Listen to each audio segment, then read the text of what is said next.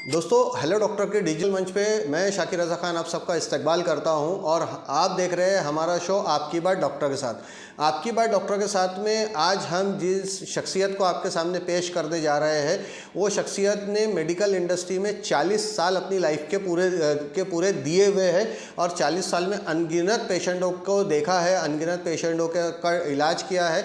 आप इस पूरे वीडियो में उनसे जानेंगे दिल की बीमारी के बारे में, हार्ट अटैक के बारे में, सिम्टम्स के बारे में, ट्रीटमेंट के बारे में, इन्वेस्टिगेशंस के बारे में। तो लिहाजा हमारी आपसे दरख्वास्त है कि वीडियो को पूरा देखें। 2 एपिसोड में वीडियो हो रहा है क्योंकि वीडियो बड़ा है, इसलिए हम इसको 2 एपिसोड में रखने जा रहे हैं। तो 2 एपिसोड में आप इस वीडियो को देख रहे हैं। पहला एपिसोड दूसरा एपिसोड की लिंक के साथ कनेक्ट रहेगा, डिस्क्रिप्शन बॉक्स में आपको उसकी लिंक मिल जाएंगी। तो लिहाजा आपसे दरख्वास्त है कि ये दोनों एपिसोड देखें क्योंकि बहुत ज़्यादा आपकी लाइफ में इस्तेमाल होने वाले, बहुत ज़्यादा जानकारियों से भरा हुआ ये पूरा का पूरा वीडियो है। बहुत ज़्यादा जानकारियाँ हम आपके सामने रखने जा रहे हैं इंशाअल्लाह अल अज़ीज़। डॉक्टर राजेंद्र अग्रवाल साहब को हम आपके सामने पेश कर रहे हैं। डॉक्टर राजेंद्र अग्रवाल साहब का जो हॉस्पिटल है वो Asha hospital cantt road, Kamthi road पे कैंटोनमेंट है, वहाँ पर मौजूद है। डॉक्टर साहब ने 40 साल पहले 1983 में अपनी प्रैक्टिस को शुरू की थी और 1983 में अपनी प्रैक्टिस को शुरू करने वाली जर्नी भी सर अपने मुंह से ही हमें अभी बताने जा रहे हैं। खुद सर के तजुर्बे हम आपके सामने रखने जा रहे हैं। तो दोस्तों, मैं आपसे मिलाने जा रहा हूं डॉक्टर राजेंद्र अग्रवाल साहब को। डॉक्टर राजेंद्र अग्रवाल साहब MBBS है। 1987 में सर ने MBBS किया था और MD किया हुआ है 1983 में। उसके बाद से है तो सर प्रैक्टिस में है। सर, आपने हमें वक्त दिया, हमारे दर्शकों के लिए आपने समय निकाला, उसके लिए आपका बहुत बहुत शुक्रिया। और हम इस्तकबाल करते हैं आपका हमारे इस डिजिटल प्लेटफॉर्म हेलो डॉक्टर के टॉक शो में आपकी बात डॉक्टर के साथ में। टॉक शो के दर्शकों को अभिनंदन करता हूं और आपका धन्यवाद देता हूं कि आपने मुझे आपके इस कार्यक्रम में सम्मिलित किया। 40 साल की जर्नी में 1983 में MD के पास होने के पश्चात कामठी जैसे छोटे से शहर में 17 फुट बाय 12 फुट में एक 150 रुपये के रेंटल एरिया में मेन रोड कामठी पे मैंने अपनी OPD स्टार्ट की। कामठी का मैं पहला कार्डियोलॉजिस्ट फिजिशियन हूँ जिसने कामठी में ये प्रैक्टिस स्टार्ट की और 10 रुपये 5 रुपये कंसल्टेशन से मैंने अपनी जर्नी स्टार्ट की।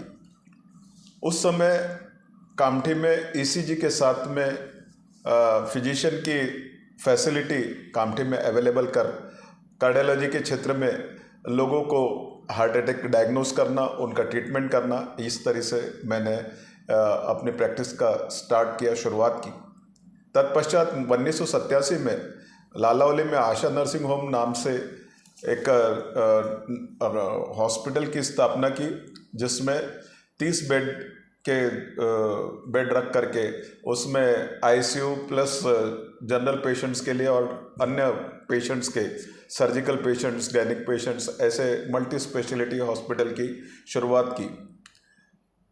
तत्पश्चात वहाँ पर जगहों की कमी होने की वजह से 2005 में आशा हॉस्पिटल कैंटोनमेंट कामठी में एक हॉस्पिटल डाला जो 2 एकड़ जगहों में ये हॉस्पिटल है और इसको धीरे धीरे बढ़ाते हुए आज 160 बेडेड मल्टी स्पेशलिटी हॉस्पिटल जहां 32 slice CT scan, 1.5 tesla MRI, 2 ICUs, 4 specialised OTs और डायलिसिस प्लस अनेकों किस्म की सुविधाएं इस कैंपस में और साथ ही साथ nursing education, ANM, GNM, BSc nursing, इसकी भी स्थापना इसी कैंपस में की। तो दर्शकों, ये तो डॉक्टर राजेंद्र अग्रवाल साहब की 40 साल की जर्नी आपने सुनी। आज हम सर से बात करने जा रहे हैं इस्केमिक हार्ट डिजीज़ के ऊपर में। आज के वक्त में बहुत कॉमन हो गया है हार्ट अटैक आना। कॉमनली हम हर जगह सुनते हैं, नंबर्स ऑफ देखेंगे तो आसपास में कहीं ना कोई कार्डियक सर्वाइवल भी है। तो हार्ट की बीमारी के संबंध में आज हम बात करने जा रहे हैं डॉक्टर राजेंद्र अग्रवाल साहब से। सर, ये तो बताइए सबसे पहले कि सीने में उठने वाला हर दर्द क्या हार्ट अटैक का दर्द होता है? सीने में उठने वाला हर दर्द हार्ट अटैक का होता है, ऐसा मानना गलत है। अच्छा। जी जो जो जो दर्द सीने में central part of the chest यानी बीच के पोर्शन में हो, जी ऐसा लगे कि मन दो मन का किसी ने पत्थर रख दिया हो, जी पसीना घबराहट के साथ में हो, अनइजीनेस के साथ में हो, जी जो दर्द लेफ्ट हैंड के साइड में फैलता हो या पेट की ओर जाता हो, जी ऐसे। और इसके साथ ही साथ में अटिपिकल चेस्ट पेन, मतलब सिर्फ पेट में दर्द होना, सिर्फ राइट कंधे में दर्द होना, सिर्फ लेफ्ट कंधे में दर्द होना, जी सिर्फ दांत के साइड में दर्द होना, ऐसा भी प्रेजेंटेशन से हार्ट अटैक के मरीज आ सकते हैं। अच्छा, तो सर ये जो ऐसा कहा जाता है कि बैक साइड से दर्द होता है चेस्ट के पीछे, मतलब पीठ के हिस्से में, तो वो भी क्या कार्डियक का सिम्टम्स होता है? बहुत एक नहीं रहता है, लेकिन छाती में दर्द के साथ में वो दर्द यदि पीछे की ओर फैल रहा है तो उसकी संभावना रहती है। अनेकों चीज़ें जो उस एरिया में रहती है छाती में, जैसे चमड़ी है, मसल्स जी। है, बोन्स हैं और दूसरे ऑर्गन्स है आसपास के, वो भी ऑर्गन्स की तकलीफ़ों के कारण छाती में आपको दर्द हो सकता है। तो ये मोस्ट कॉमनली सर आज से 15-20 साल पहले जो होता था कार्डियक अटैक जो है वो एक सर्टेन एज के बाद आया करता था। आज क्यों इतना कॉमन हो गया है? क्या वजह है कि आज बच्चों में भी, यंग एज में भी, और टीनेजर्स में और सीनियर सिटीजन्स में भी पाया जा रहा है? बहुत सही सही कहा है आपने, क्योंकि पहले के ज़माने में जिस समय हम लोग सीखा करते थे, उस समय ये 7वें 8वें डिकेड का, मतलब 70 साल 80 साल 60 साल के ऊपर ऐसे लोगों की बीमारी मानी जाती थी। लेकिन पिछले 40 सालों में यह देखा है कि हमने जो देखा और ट्रीट भी किया है, 22 साल के यंग एडल्ट को भी हमने और 17 साल के यंग एडल्ट को भी हमने हार्ट अटैक में देखा है और उन्हें ट्रीट किया है, सक्सेसफुली ट्रीट किया है। और ये कारण दिन पे दिन कुछ जेनेटिकल फैक्टर्स हैं, कुछ कोविड की बीमारी के कारण है, कुछ कोविड के समय से जो ब्लड की कोआगुलेबिलिटी बढ़ी है उसकी वजह से है, और खानपान और स्ट्रेस भी रीज़न रहे हैं। नींद का ना होना, खानपान का प्रॉपर ना होना, स्ट्रेस का ज़्यादा होना, और चूँकि इंडियंस में जेनेटिकली प्रीडिस्पोजिशन ज़्यादा है, रेस के कारण भी प्रीडिस्पोजिशन ज़्यादा है, इसलिए दिन पे दिन कम उम्र में भी इसकी शिकायत हम देख रहे हैं। सर जैसा कि आज के वक्त में ये देखा जा रहा है कि यंग बच्चे मतलब अपने दिल में मोहब्बत से ज़्यादा दिल की दर्द की दवाइयाँ खा रहे हैं, तो ये क्या कुछ हैबिट्स है ऐसी जिसकी वजह से उनको ये इश्यूज हो रही है? हैबिट्स में जो स्मोकिंग है जी, वो स्मोकिंग निश्चित रूप से हृदय के जो अटैक्स है उसके इंसिडेंस को बढ़ाती है। स्ट्रेस, तनाव, यह भी उस डिसीज को बढ़ाती है और हार्ट अटैक की संभावनाएं ऐसे लोगों में ज़्यादा होती है। तनाव में जो work pressure, corporate life style में आज के यंग जनरेशन पे जो वर्क प्रेशर है, वर्क प्रेशर बहुत अलग अलग किस्म का वर्क प्रेशर है। माता पिता के द्वारा बच्चों पे ज़्यादा तनाव कि उसे ये करना चाहिए, उसके बाद में शिक्षा का तनाव, उसके बाद में रोजगार का तनाव, पैसे का तनाव, और अन्य किस्म, रात भर बहुत सारे लोग टीवीज़ में या मोबाइल्स में उलझे रहते हैं तो उनकी नींद कम होती है, उसमें स्ट्रेस होना, इस तरह की चीज़ें कारण बन सकती हैं। जी, तो सर सिम्टम्स कैसे मतलब पहचाने, एक आम आदमी कैसा पहचाने कि उसको कार्डियक अटैक आ रहा है, या वो कैसा अपने आप को हॉस्पिटल पे ले जाने के लिए मेंटली कैसे प्रिपेयर्ड हो कि नहीं मुझे अब बीमारी हो रही है तो मुझे जाना चाहिए? तो ऐसे क्यों सिम्टम्स थोड़े से बताइए। जब भी किसी को, और अभी पहले की अपेक्षा 40 वर्ष पूर्व और आज की स्थिति में बहुत ज़्यादा फर्क आ चुका है। लोगों का अवेयरनेस इस बीमारी के बारे में बहुत बढ़ चुका है। हर व्यक्ति जिसको छाती में दर्द हो रहा हो, पसीना आ रहा हो, घबराहट आ रही हो, अनइजीनेस हो रहा हो, आंखों के सामने अंधेरी आ रही हो, छाती में धड़धड़ हो रही हो, ऐसे जो लोग हैं उन्होंने तुरंत में अपने नज़दीकी डॉक्टर की सलाह या ऐसे हॉस्पिटल्स जहाँ पे हार्ट की सुविधाएं उपलब्ध हो वैसी जगहों पर जा कर के अपना तुरंत निदान और आवश्यक उपचार करना चाहिए। क्योंकि आज के ज़माने में आज हमारे आशा हॉस्पिटल में भी बहुत सारे मरीज या इवन यंग एज के मरीज जो छाती के दर्द लेकर के आए हैं और जिनका हार्ट अटैक डायग्नोस किया है, उनको प्राइमरी एंजियोप्लास्टी के माध्यम से भी तुरंत जांच करके, तुरंत उसका उपचार करके उनकी बीमारियों को काफ़ी हद तक ठीक करने में मदद मिली है और उनकी ज़िंदगी बचाई जा सकी। तो ऐसे क्या लाइफ स्टाइल मॉडिफिकेशन से प्रिकॉशन लिए जाएंगे ऐसे लोगों के, या फिर मेडिकेशंस के तरफ ही जाना ज़रूरी होता है जो यंग एज में सिम्टमेटिकली अगर ऐसा कुछ मिलता है तो सर? बहुत सुंदर प्रश्न है आपका कि कॉमन पब्लिक ये हृदय के अटैक को बचाव के लिए क्या करे। जी।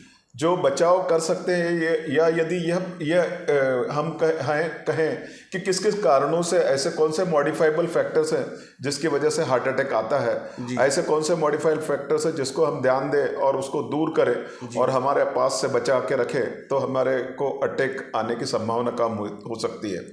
पहला है स्मोकिंग। स्मोकिंग चाहे एक्टिव हो चाहे पैसिव हो, उस एक्टिव और पैसिव स्मोकिंग से हमें हृदय रोग की संभावना अधिक आती है, तो हम एक्टिव और पैसिव स्मोकिंग से अपने आप को बचाएं।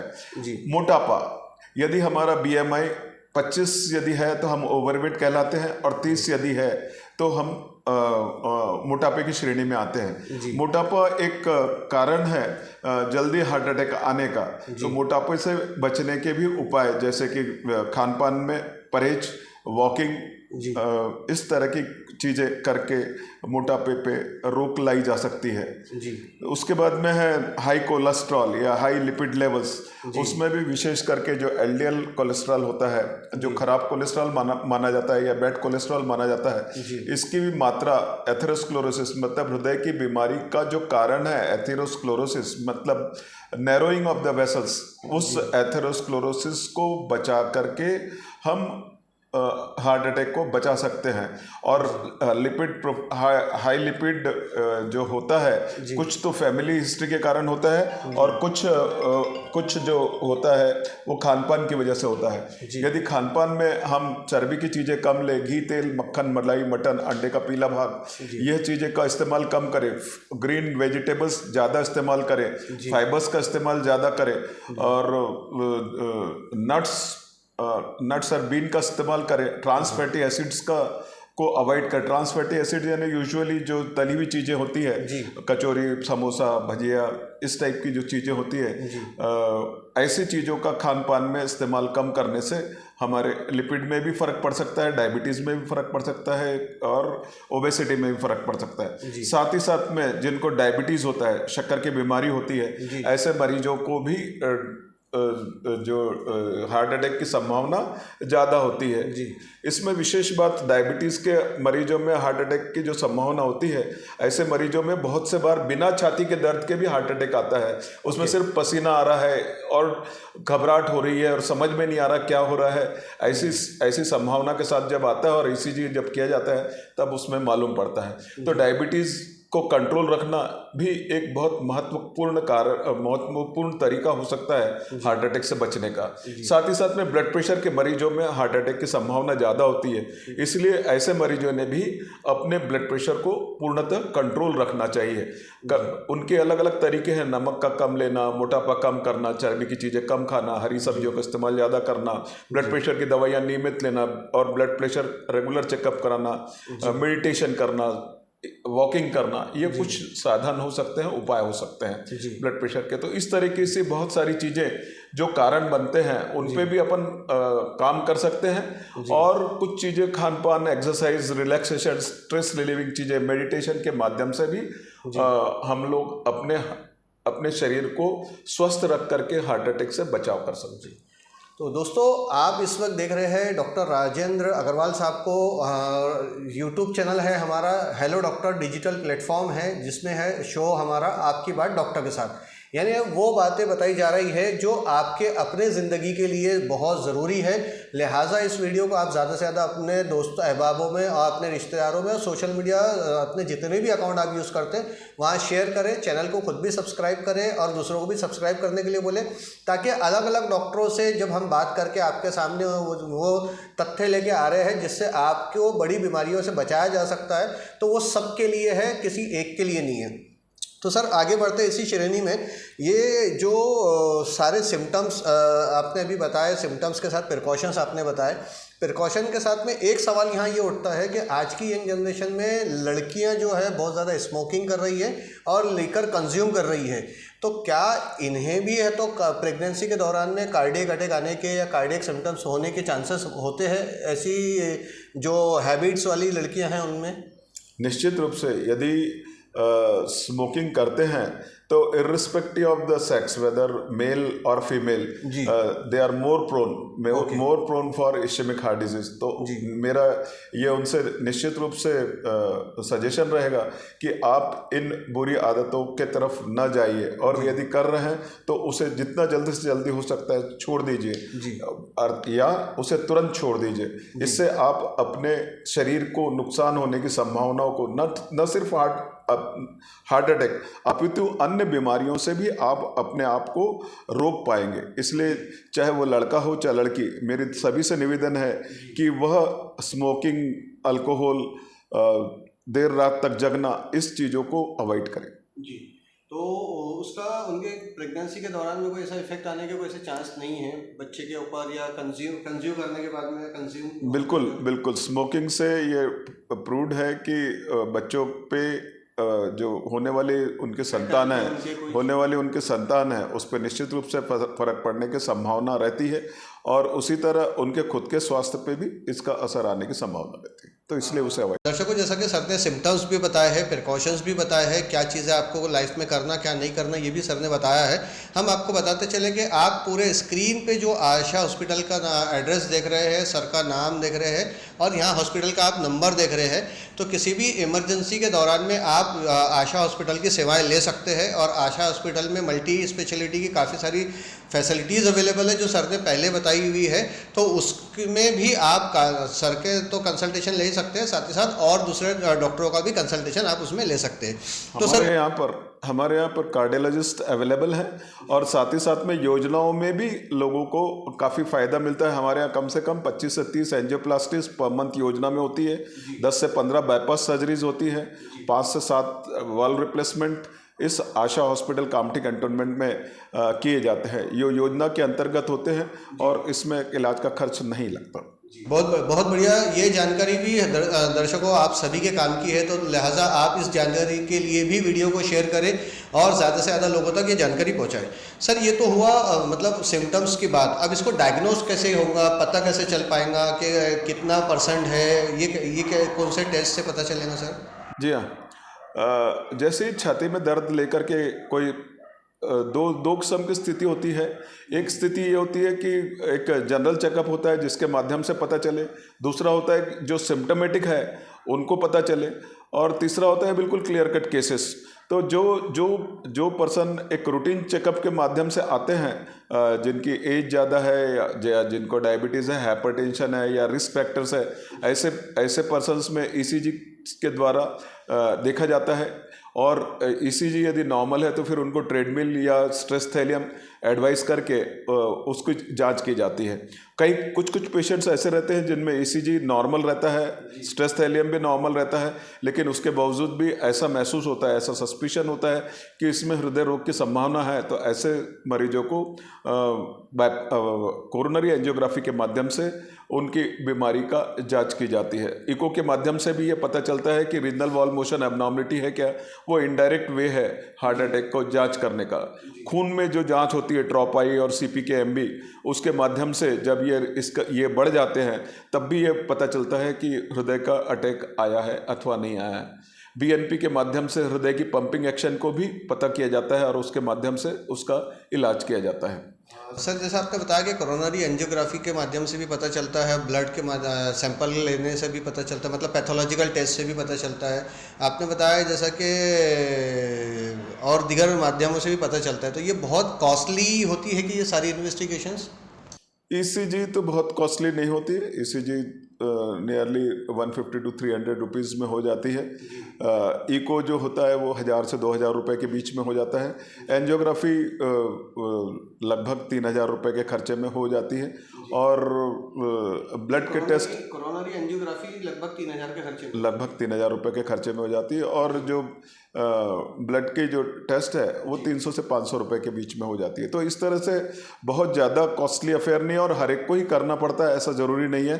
सिम्टम्स, ECG और बाकी क्लिनिकल एग्जामिनेशन के बाद में हम लोग ये डिसाइड करते हैं कि इन्हें किस जांच की ज़रूरत है। जी, ये सवाल मैंने इसलिए पूछा है यहाँ पे दोस्तों, क्योंकि अक्सर बेशतर हम ये सोच के कि यार बहुत महंगा टेस्ट होगा, जान देना निगलेक्ट कर देते हैं, अभी मेरे पास पैसा नहीं है, दूसरा काम है। क्योंकि एक लाइफ स्टाइल है मिडिल क्लास और लोअर मिडिल क्लास की, उसमें उसके अपने प्राइमरी और जो एक्सपेंसेस है वो ज़्यादा वेटेज रखते हैं। तो लिहाजा ये सवाल मैंने इसलिए यहाँ रखा है ताकि आपको पता चल जाए कि कितनी आपकी पॉकेट पे खर्चा आने वाला है। तो आप पहले अपने ऊपर भी ध्यान दें। आपकी सेहत अच्छी रहेगी तो आप अपने घर की रिश्तेदार, नातेदार, बीवी, बच्चे, माँ बाप सबकी सारी जिम्मेदारी उठा पाएंगे। तो लिहाजा हर किसी से हमारी दरख्वास्त है, हेलो डॉक्टर के इस मंच से आप से हम ये दरख्वास्त करते हैं कि कोई भी अगर इस तरह के जो सर ने सिम्टम्स बताए हैं वो आपको दिखाई देते हैं तो पहले जाके किसी न किसी कार्डियक फिजिशियन से आप मिले, जैसा कि सर कार्डियक फिजिशियन है, ऐसे किसी डॉक्टर से मिले अपने आसपास में, और इन सारी जांचों की या जो भी जांच के माध्यम से अपनी बीमारी को पहले पता कर ले। तो सर डायग्नोज होने के बाद में फिर कितने टाइम के इस पे पेशेंट को ये ज़रूरत होती है कि वो आगे सर्जरी में जाए या फिर तो मेडिकल मतलब मेडिसिन पे ही चलता रहे, ऐसा क्या ये रहता है? देखिए, इसमें जो हार्ट अटैक है, यदि डायग्नोज हो चुका है हार्ट अटैक, तो हर मिनट उसका हार्ट का मसल है। इसका मतलब ये है कि कितना जल्दी से जल्दी उसका ट्रीटमेंट स्टार्ट करे। जो थ्रोम्बोलिसिस या पामी मीन्स एंजियोप्लास्टी, प्राइमरी एंजियोप्लास्टी, ये कितना जल्दी से जल्दी हो सकता है मरीज का, ये उतना जल्दी से जल्दी करने की कोशिश करना चाहिए। क्योंकि जैसे ही थ्रोम्बोलिसिस का मतलब है जो आर्टरी है उसमें ब्लॉक आया है और उस ब्लॉक के कारण हार्ट अटैक आया है, मतलब आर्टरी के रुकावट की वजह से वहाँ खून का दौरान कम गया, खून का दौरान कम गया तो ऑक्सीजन नहीं मिल रहा है, उस जगह को ऑक्सीजन नहीं मिल रहा है तो उस जगह की डेड होने की संभावना बढ़ती जाएगी। और जितना मसल मास डेड होते जाएगा उतना फ्यूचर में भी और उस समय भी ज़िंदगी को खतरा होने की संभावना है। तो कितना जल्दी से जल्दी थ्रोम्बोलिसिस किया जा सकता है वो कोशिश करना चाहिए। नियरेस्ट हॉस्पिटल में जा कर के थ्रोम्बोलिसिस कराना चाहिए। प्राइमरी एंजियोप्लास्टी की सुविधा यदि है तो उसमें तुरंत एंजियोग्राफी करके पूरी टीम के साथ में एंजियोप्लास्टी करा लेनी चाहिए, जिससे फिर से ब्लड फ्लो रिस्टोर हो जाता है और जिंदगी का खतरा टल जाता है या कम हो सकता है। और साथ ही साथ में मनुष्य को जो हृदय की पंपिंग एक्शन है वो भी प्रिजर्व की जा सकती है। तो इस कारण से इसमें ज़्यादा देर नहीं लगाना चाहिए, अर्लीस्ट द बेस्ट। तो इसलिए समय ही बहुत महत्वपूर्ण और मूल्यवान है, यह मान करके मनुष्य ने नज़दीकी हॉस्पिटल में पहुंच करके इलाज तुरंत कराना चाहिए।